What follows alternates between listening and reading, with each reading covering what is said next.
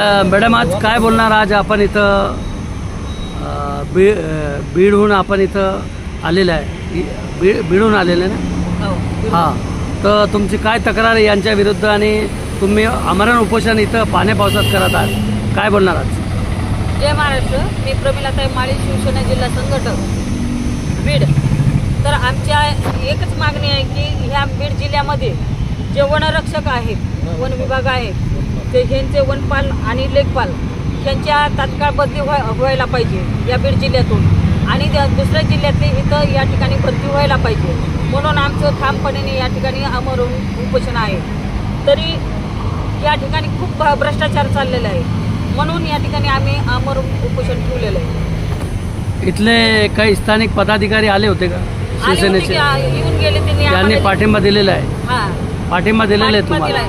अच्छा, तर तुम्हाला असं वाटतं का म्हणजे एक एक अधिकारी 10-20 वर्ष व्हायला नको, दुसरे त्यांना पण यायला जागा पाहिजे असं तुमचं म्हणणं आहे? हां, आमचं या ठिकाणी तेच म्हणणं आहे की दुसऱ्या जिल्ह्यातले जे काय आहेत कर्मचारी ते या ठिकाणी आता हेच कर्मचारी बरेच वर्षापासून या ठिकाणी आहेत, म्हणून त्यांच्या बदल्या तात्काळ तिकडे झाल्या पाहिजे आणि दुसऱ्या जिल्ह्यातले या ठिकाणी आले पाहिजे.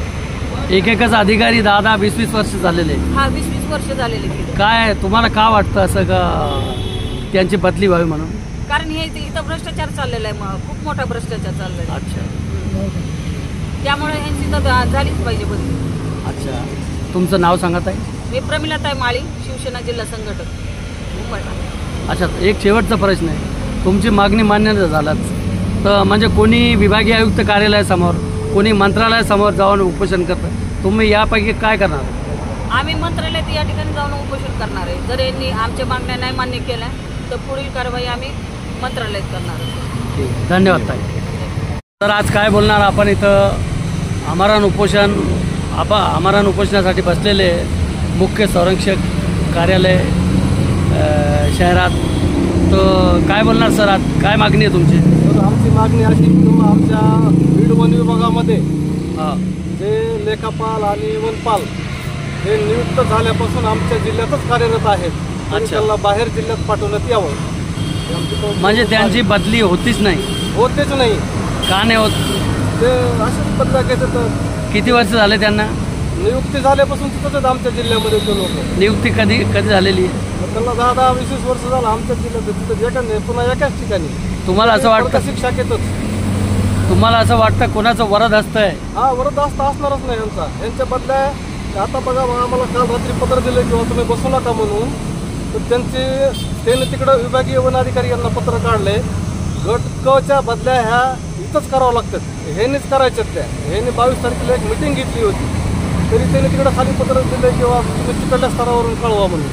आम्हाला ते काय कळवणार? आम्ही इथं बसलो, त्यांच्याकडेच अधिकार बदल्या करण्याचे, तरी पण त्यांनी काय तिथं म्हणणं काय किंवा तुम्ही उठा, बदल्या होत नाही. तुम्हाला असं वाटतंय गेंड्याची कातडीचे अधिकारी आहे? 100% गेंड्याची कातडी आलेली आणि यांच्यावर काही फरक पडणार नाही? बंधन नाही, काहीच नाही. यांचा सगळा मनमानी कारभार चालू आहे. अच्छा, हे पाण्या पावसात तुमचं बसण्याचं कारण म्हणजे काय? ते आमचं म्हणणं आहे किंवा जर एखादा बाहेरचा कर्मचारी जर समजा आता एखादा कर्मचारी जर तिकडे बाहेरच्या जिल्ह्यामध्ये काम करत असेल आदिवासी क्षेत्रात, तर त्यांना इथं कधीतरी यायला चान्स असावा आमच्या बीडमध्ये.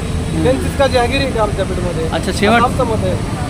शेवटचा एक प्रश्न आहे, तुमची मागणी मान्य न झाला तुमचे पुढचे पाऊल कोणते? आमचा असंच आमरण उपोषण चालू असणार, चालू राहील. तर यांच्या विरोधामध्ये मी यांना बोललो, पण यांच्या विरोधामध्ये मी नागपूर, यांचं मेन झोन नागपूर आहे, हेड ऑफिस, तर त्या ठिकाणी यांच्या विरोधात मी आंदोलन करणार. अच्छा, तुमचं नाव पूर्ण? विलास गवळी, सामाजिक कार्यकर्ता. ठीक आहे, धन्यवाद साहेब. धन्यवाद.